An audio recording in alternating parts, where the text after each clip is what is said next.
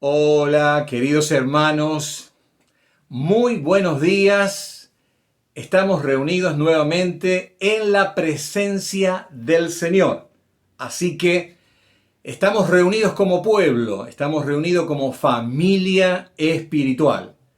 Y este va a ser un tiempo en el cual vamos a rogar que el Señor se manifieste y nos hable a cada una de nuestras vidas. Estamos viendo la vida de un profeta que tiene mucho para dejarnos. Un profeta que podía vivenciar al Señor de una forma muy especial a cada paso de su vida. Y nos encanta pensar en un Dios real en cada paso de nuestra vida. Vimos su perfil, vimos las cualidades espirituales que él tenía, por la cual Dios lo apartó para ser su siervo.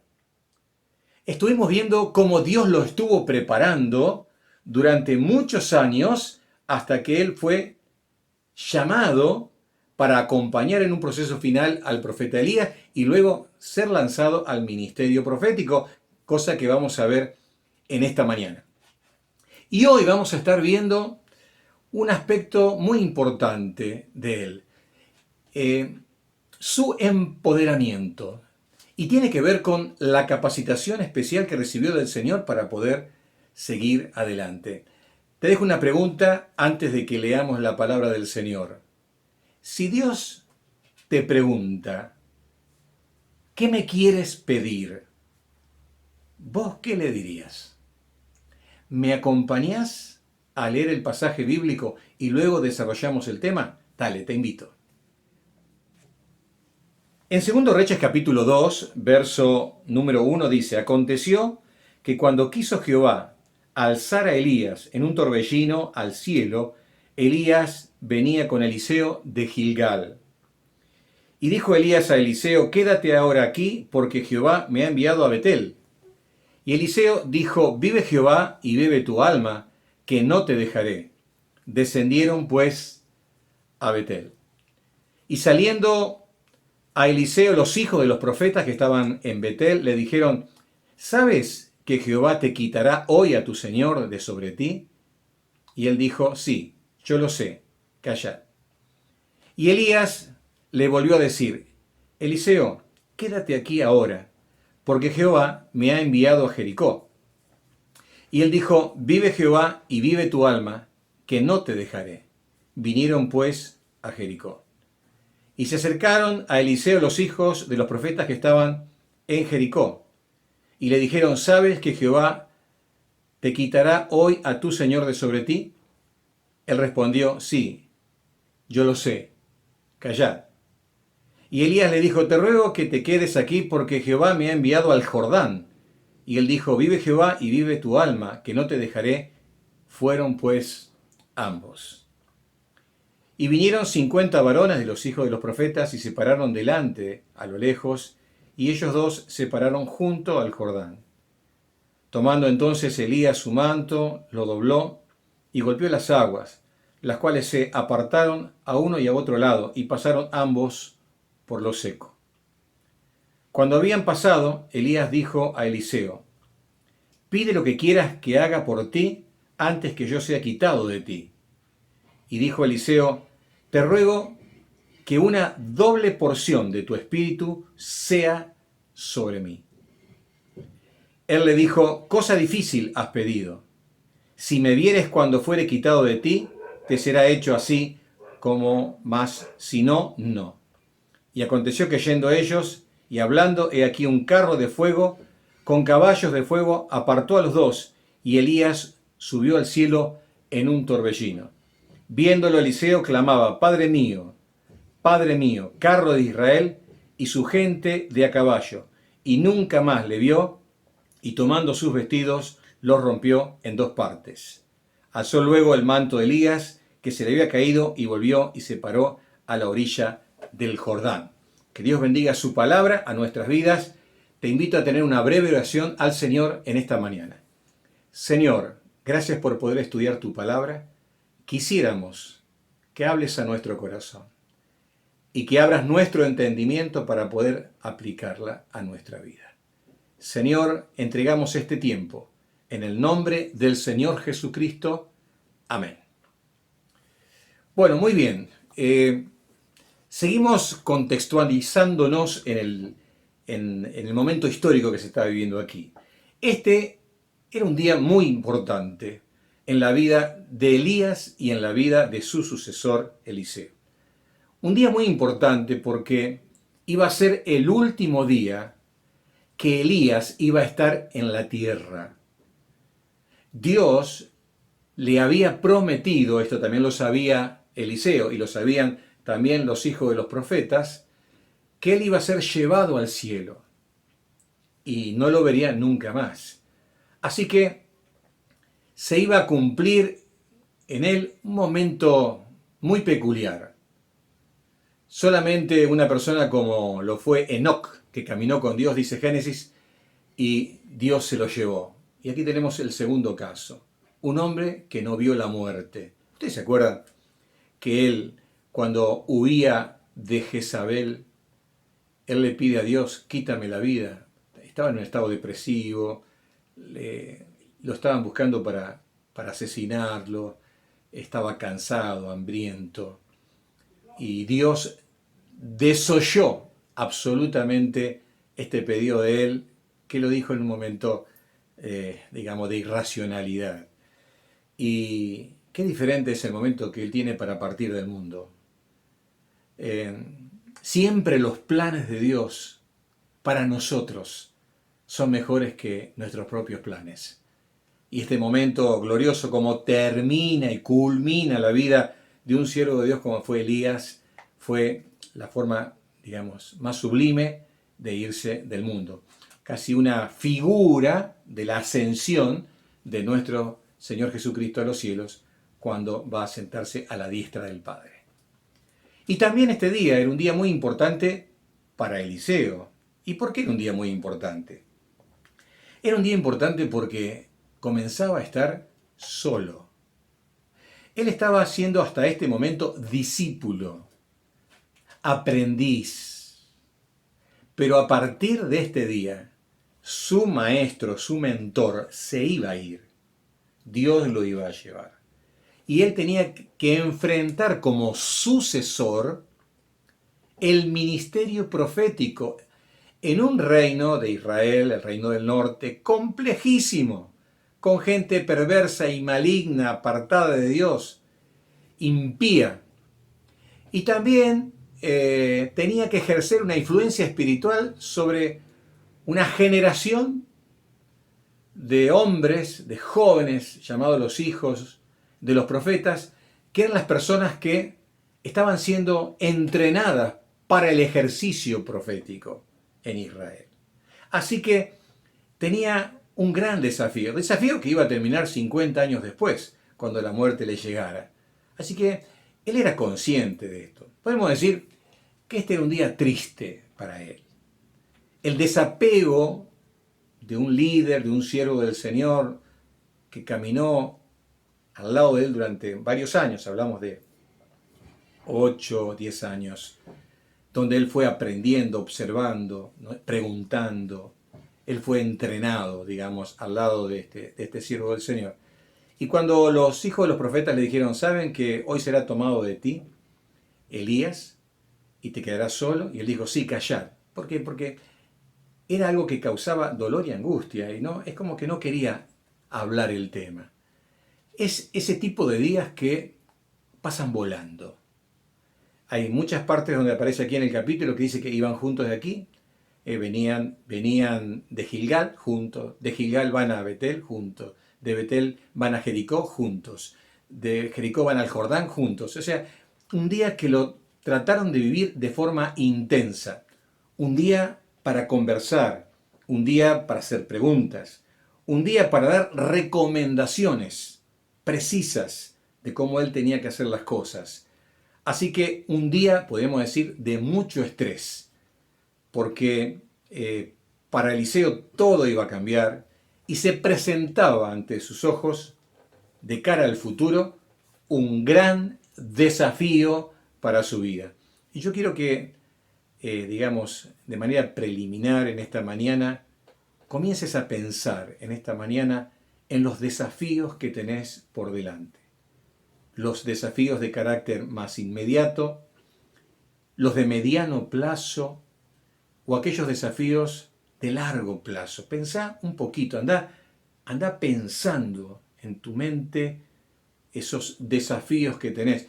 Como seguramente en este momento Eliseo estaba pensando, y bueno, y ahora tengo que hacer frente a esta realidad.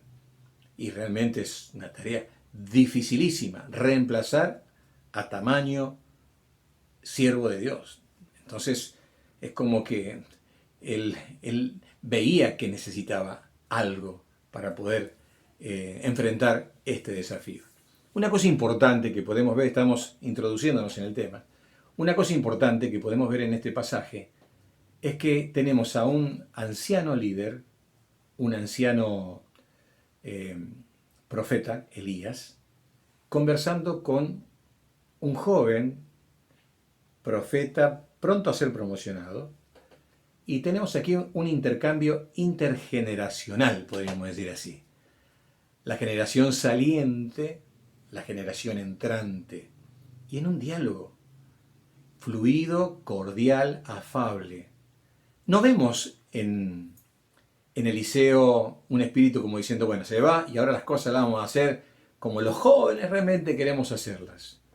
No había ningún espíritu revolucionario aquí, sino había un espíritu de sumisión, porque quería aprovechar al máximo, sacarle el jugo al máximo a este experimentado siervo del Señor. Por eso estuvo todos estos años acompañándolo. Notamos que Eliseo, tuvo como 3 pruebas acá. Luego va a tener una prueba final, pero tuvo 3 pruebas que tuvo que enfrentar. Porque en 3 oportunidades, una cuando él iba a Betel, Elías cuando iba a Jericó y la otra cuando iba al Jordán, le dijo, quédate aquí porque el Señor me ha enviado para que vaya allá, allá y allá. Y él dijo, vive Jehová y vive tu alma, que yo no te dejaré. Y le siguió. Entonces, tal vez podríamos pensar, bueno, en este día de estrés, en este día de tristeza, bueno, en vez de someterse a más estrés, ¿por qué no se quedó Eliseo y pensando en cómo iba a encarar esta nueva etapa? No, él estuvo hasta el último momento al lado de Elías. Y esto fue un acto de lealtad al liderazgo, de estar cerca.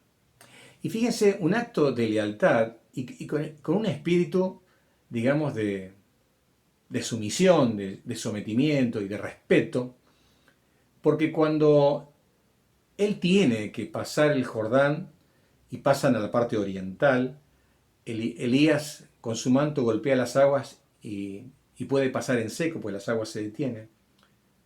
Ahora las aguas después volvieron a su curso normal. Y cuando se va Elías, ¿qué es lo que hace? ¿Qué es lo que hace Eliseo? Toma el manto de Elías que se había caído del carruaje y golpea tal cual como lo había hecho su líder. No quiso él mostrar un espíritu independentista, sino que él quiso seguir en la línea de lo que se había trabajado. Un consejo que yo había escuchado hace muchos años es que cuando, por ejemplo, un pastor nuevo ingresa a una iglesia, cuando había un pastor ya, si va a ejercer algún cambio, lo tiene que hacer después del año, porque tiene que haber procesos de transición. Esos son realmente muy saludables para no generar desconcierto en el rebaño. Dato para tenerlo en cuenta en el ministerio, ¿no? Bueno, porque una forma de respetar el trabajo que se ha venido realizando. Y por supuesto, todo lo que haya que continuar, hay que continuarlo, y todo lo que haya que cambiar para beneficio del pueblo de Dios, hay que hacerlo también con la guía del Señor. Así que vemos aquí este diálogo intergeneracional. Es muy importante esto. En la iglesia no pueden estar los jóvenes por un lado, los adultos por el otro, como si fueran 2 mundos diferentes. Tenemos que interrelacionarnos. Yo recuerdo cuando era un adolescente y joven, en nuestra iglesia madre teníamos el día martes la reunión de oración y el día jueves la reunión de ministerio, se le llamaba. Ministerio se le llamaba al estudio de la Biblia. Y en la reunión de oración se daban los motivos de oración y luego nos separábamos por grupos, 7, 8 personas. Y yo me había propuesto siempre estar orando con la gente adulta, con algunos que eran ancianos, porque eran personas de mucha edad. Y realmente me enriqueció. Tenemos que tener la capacidad de relacionarnos con los que están arriba de nuestra edad y también con los que están abajo de nuestra edad. Una de las cosas que vemos en Elías es que él no menospreció la juventud de Eliseo, sino que conforme el Señor le mostró, lo incorporó y lo preparó para su salida. Bueno, qué importante que exista en nuestra iglesia esa comunión, ese ida y vuelta intergeneracional que va a ser realmente muy saludable para la proyección de la iglesia en el futuro. Ahora, nos vamos al tema del empoderamiento. ¿Qué es empoderar? Esta palabra empoderar viene de una palabra inglesa que significa o que se dice empower. Empower es dar poder. Dar poder tiene la idea de capacitar a una persona, darle derechos, herramientas, para que pueda ejercer, su trabajo o sus tareas de una forma mucho más eficiente. No las tiene, se la empodera, se la capacita, se le dan herramientas, se la equipa para que pueda hacer eso. Cuando Eliseo ve todo lo que tiene que hacer y todo lo que se le viene, él se da cuenta que no puede. O sea, él se da cuenta que necesita realmente una asistencia extra y sobrenatural. Fijémonos en el pasaje, por favor. Fíjense en el verso número 9. Cuando habían pasado, Elías dijo a Eliseo: pide lo que quieras que haga por ti antes que yo sea quitado de ti. Y dijo Eliseo: te ruego que una doble porción de tu espíritu sea sobre mí. Elías estaba muy agradecido, estaba muy bien, porque había tenido una persona que estuvo con él hasta el último momento, con un espíritu de aprendiz. Y le dijo: ¿qué quieres que haga por ti?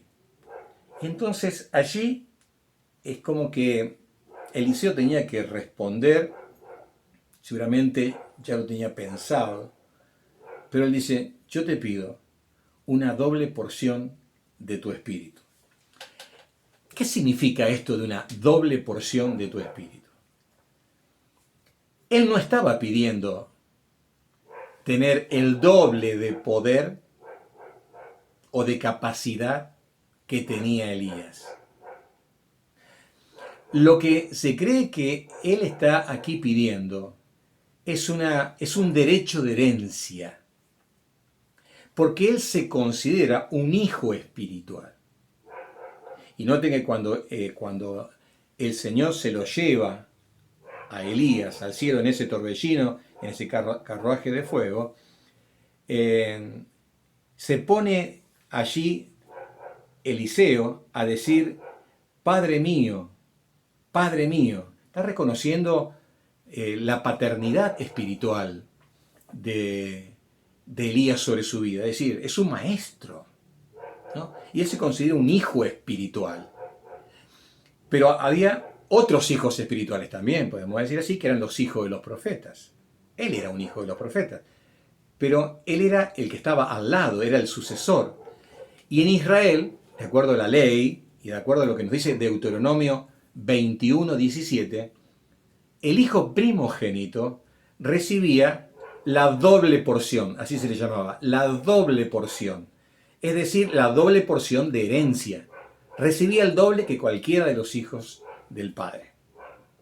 Así que él lo que estaba pidiendo aquí es que se le diera a él la herencia espiritual necesaria, tal vez un poco más que la que tenían que recibir los hijos de los profetas, porque él era el discípulo inmediato y sucesor de Elías, para poder llevar adelante su ministerio y su trabajo y cumplir la misión de ser el sucesor de Elías. ¿Se entiende? Entonces, básicamente lo que él está pidiendo es una bendición. Una bendición de ser dotado de todas las cualidades, herramientas espirituales, para poder ejercer fructíferamente el ministerio. Él está pidiendo poder espiritual, evidentemente que sí. Está pidiendo sabiduría, está pidiendo capacidad para discernir entre lo bueno y lo malo. Él está pidiendo todo lo que le va a permitir realizar exitosamente su ministerio. Él podía haber pedido otras cosas. Podría haber pedido honor, podría haber pedido dinero, podría haber pedido protección, seguridad, no sé, una familia porque era un muchacho soltero.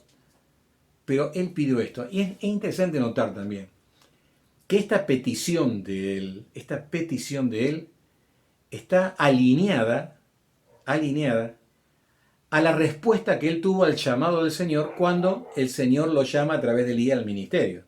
Se acuerda que él estaba arando con sus empleados y le pasa el manto por encima a Elías y él interpreta en el lenguaje profético de que estaba siendo llamado para el ministerio profético y prepararse junto a Elías. Y por eso que rápidamente él organiza su vida para irse con Elías, cosa que hizo, y aquí lo encontramos después de algunos años de haber tomado esta decisión.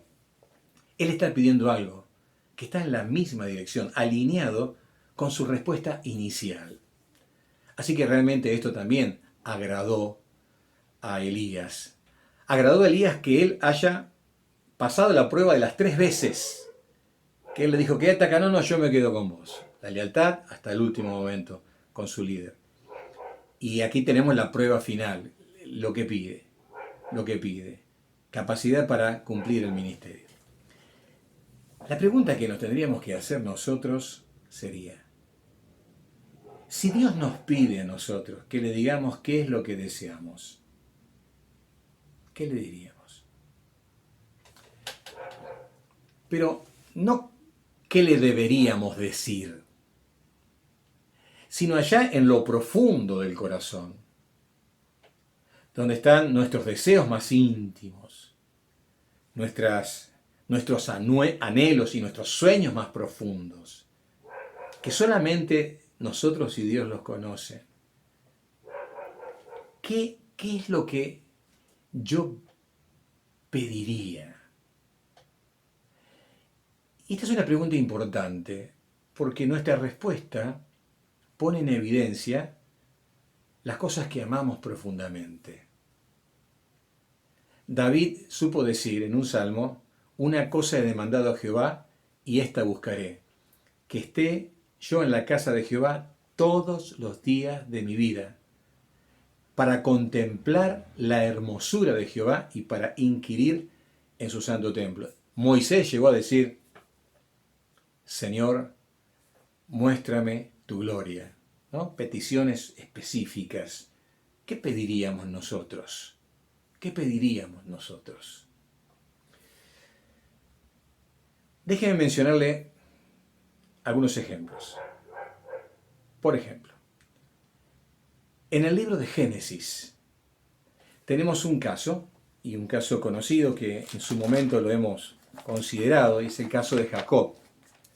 En el capítulo número 32, en el verso 26, dice, y dijo, déjame porque raya el alba, aquel varón con el cual él luchaba, posiblemente lo que creemos que puede ser una teofanía, una cristofanía, Cristo allí, ¿no es cierto?, presente antes de su encarnación. Y Jacob le respondió, no te dejaré si no me bendices. Verso 29. Entonces Jacob le preguntó y dijo, declárame ahora tu nombre. Y el varón respondió, ¿por qué me preguntas mi nombre? Y lo bendijo allí. ¿Por qué era importante esta bendición que él pedía y por qué era importante que el Señor lo bendiga? Y llamó ese lugar Peniel, porque vi el rostro de Dios. Tuvo un encuentro con Dios y pidió la bendición de Dios. Lo que pasaba es que él estaba retornando a la tierra paterna, a la casa paterna, a su país, luego de 20 años de exilio. Su hermano, antes de él partir, le había dicho que lo iba a matar porque le robó la primogenitura. Esa es la doble porción, se la robó, lo estafó, lo engañó, le mintió. y se hizo pasar por él ante el padre, y el padre dio la bendición a él en vez de dársela al hermano Esaú. Bueno, todo un tema, ¿no? Y entonces, cuando él está, digamos, volviendo, ya viene con su familia, con sus hijos, con sus empleados, con sus animales, se fue solo y viene con una familia muy grande, y se entera que su hermano está viniendo a él con un grupo de cerca de 400 hombres que vienen a su encuentro. Y era una persona ya, digamos, de adulta, de muchos años, más de 90 años. eh, y bueno, no era fácil esto, ¿no? Y a su vez, por la lucha que tuvo con el Señor, quedó discapacitado, rengueaba, podemos decirlo así, al caminar. Así que estaba débil físicamente, desanimado. Y, y en ese encuentro con el Señor le dice al Señor, bendíceme. Y el Señor los bendice. Y él se va a encontrar con el hermano. Él tenía el desafío de volver a su tierra, de comenzar una nueva etapa en su vida. Él tenía el desafío de encontrarse con su hermano, no saber cómo iba a reaccionar su hermano. Había un riesgo aquí, una situación de riesgo para él y para toda su familia. Por eso es que se pone a orar al principio del capítulo. Bueno, a veces nos encontramos en situaciones así, ¿no? Que tenemos un gran desafío por delante. Hay muchos riesgos que tenemos que enfrentar. El camino es sombrío y es desconocido y nos sentimos en un estado de debilidad. Bueno, ¿qué hizo Jacob aquí? Buscó al Señor y pidió la bendición. Luchó para que Dios le bendiga. Se humilló para que Dios realmente le bendiga. Y Dios le bendijo, hasta el nombre le cambió. Dejó de llamarse Jacob, el que suplanta, para llamarse Israel, príncipe de Dios. Dios le dio una bendición. Y lo que pasó fue que su hermano lo abrazó, lo besó, no hubo reproches, él pudo reinsertarse en su tierra nuevamente y establecerse. Después pasaron otras cosas, pero él realmente tuvo la bendición del Señor sobre su vida porque a la hora de la verdad, lo que él pidió era lo que necesitaba. Hay otro caso en la Biblia, ustedes me pueden acompañar. Por ejemplo, en Primera Reyes, capítulo 3, verso número 5. Y se le apareció Jehová a Salomón en Gabaón una noche en sueños, y le dijo Dios, pide lo que quieras que yo te dé. Y Salomón dijo, tú hiciste gran misericordia a tu siervo David mi padre, porque él anduvo delante de ti en verdad, en justicia y con rectitud de corazón para contigo. Y tú le has reservado esta gran misericordia, en que le diste hijo que se sentase en su trono, como sucede en este día.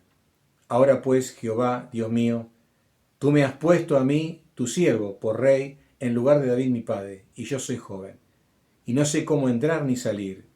Y tu siervo está en medio de tu pueblo, al cual tú escogiste, un pueblo grande que no se puede contar ni numerar por su multitud. Y entonces él dice en el verso 9, da pues a tu siervo corazón entendido, para juzgar a tu pueblo, para discernir entre lo bueno y lo malo, porque ¿quién podrá gobernar a este pueblo tan grande? Da a tu siervo corazón entendido para juzgar a tu pueblo. Frente a la realidad de tener que dirigir los destinos de la nación y de Israel, todo el pueblo. Todavía no estaba lo del norte y lo del sur, estaban todos juntos. Y él dice, yo soy un joven, por el momento no sé qué hacer, no tengo experiencia, pero yo te pido que me des sabiduría. Y dice el verso número 10, que el Señor se agradó de su pedido y le concedió esto y le dio muchas más cosas que él no había pedido. ¿Hay desafíos en nuestra vida para el futuro? Tenemos que enfrentar responsabilidades y compromisos. ¿Tendremos que tomar decisiones importantes? ¿Necesitamos sabiduría? Bueno, aquí tenemos a otro joven pidiendo al Señor que le dé la sabiduría, la inteligencia espiritual para saber decidir y así de esta forma cumplir con el ministerio, con la responsabilidad que Dios le había asignado. Pero vamos a mencionar tal vez un caso un poco diferente a este, y lo tenemos en el Evangelio según San Marcos. San Marcos, en el capítulo número 10, nos encontramos aquí con el caso de Juan y Jacobo.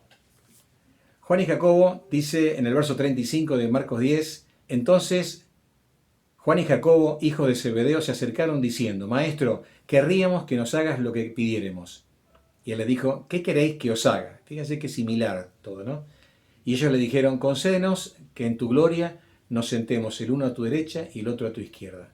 Entonces Jesús les dijo, no sabéis lo que pedís, porque ¿podéis beber del vaso que yo bebo y ser bautizados con el bautismo con que yo soy bautizado?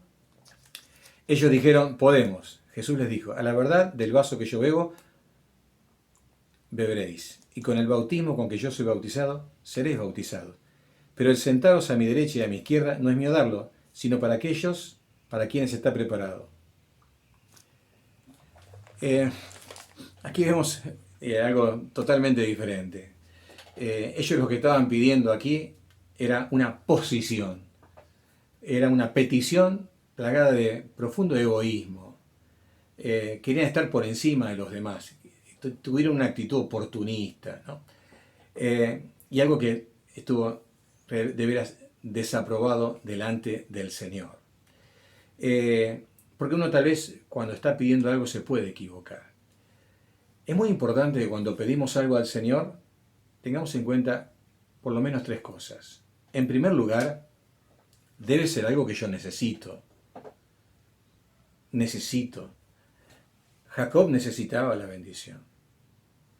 Salomón necesitaba la bendición. Es verdad. Debe ser algo que yo no puedo alcanzar por mis propios medios. Es decir, está fuera de mi alcance, está fuera de lo humano.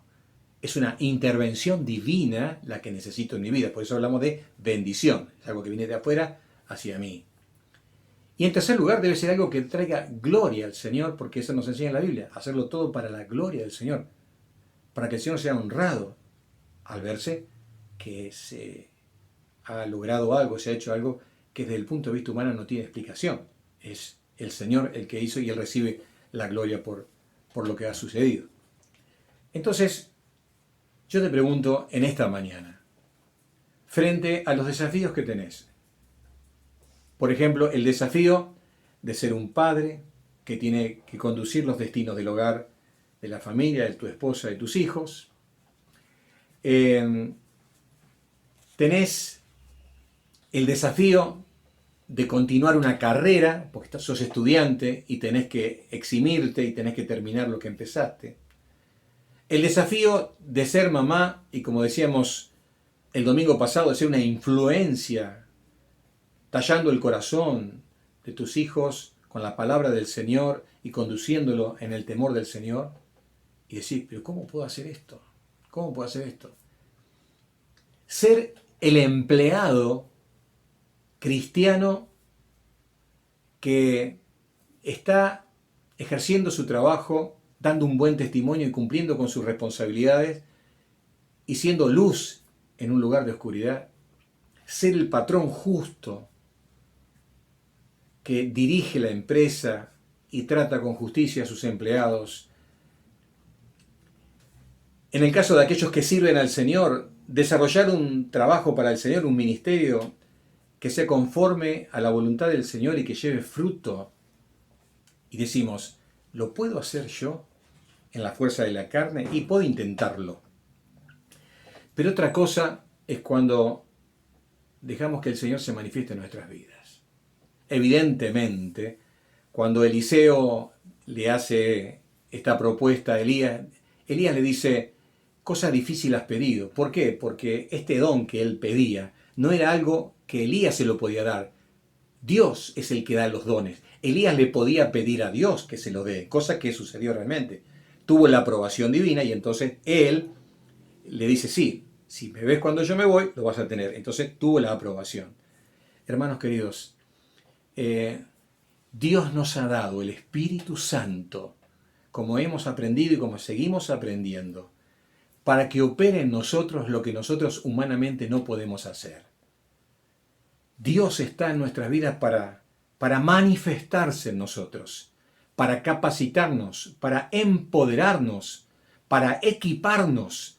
¿Para que los desafíos que tenemos adelante en el plan del Señor para nuestra vida puedan ser realmente llevados adelante de una manera exitosa? Quiero hacerte una propuesta y con esto termino y vamos a hablar en esta mañana. Mira, yo aquí tengo un sobre. Lo podés hacer de papel, por tu cuenta, pero yo quisiera que en este sobre vos puedas colocar algo que escribas. Tu oración a Dios, la oración que en esta mañana vas a hacer al Señor, la vas a escribir. En esa oración vas a colocar lo que vos estás pidiendo que Dios te dé para alcanzar esos desafíos que tenés por delante. Puede haber algún desafío inmediato. El inmediato para Eliseo, ¿cuál fue? Cruzar el río de vuelta. Y había del otro lado 100 ojos que lo estaban viendo a ver cómo él cruzaba el río. Habían visto esos 100 ojos que lo había pasado caminando con Eliseo, con Elías. Pero ahora él tenía que ir solo. Así que tenía un desafío inmediato. Tal vez tenés un desafío que va mucho más allá todavía. Mucho más lejos, digamos, de un plazo mediano o a largo plazo. Escribilo aquí y lo guardás. Y esto lo pones en algún lugar. Y de acá a fin de año lo vas a abrir de vuelta. Y te fijas si necesitas pedir algo más para llegar a ese objetivo, a ese desafío que querés alcanzar. Presentáselo al Señor. Es muy importante. Reconoce que sin esa bendición, esto es realmente imposible, pero con su bendición, todas las cosas son posibles. Reconoce, como Eliseo, que para cumplir con tus responsabilidades y desafíos necesitas la bendición del Señor. Vamos a orar al Señor en esta mañana. Señor, te damos gracias en esta mañana, porque así como Eliseo recibió una bendición frente al desafío que tenía por delante, nosotros podemos presentar hoy también nuestra petición, porque todos tenemos desafíos. Pero reconocemos que no podemos enfrentarlos solos, necesitamos tu bendición. Pedimos, Señor, que te manifiestes en nuestras vidas. Te necesitamos, Señor. Renueva nuestra fe, danos sabiduría, danos poder espiritual, danos discernimiento, danos paciencia. Te adoramos en esta mañana, en el nombre del Señor Jesús. Amén.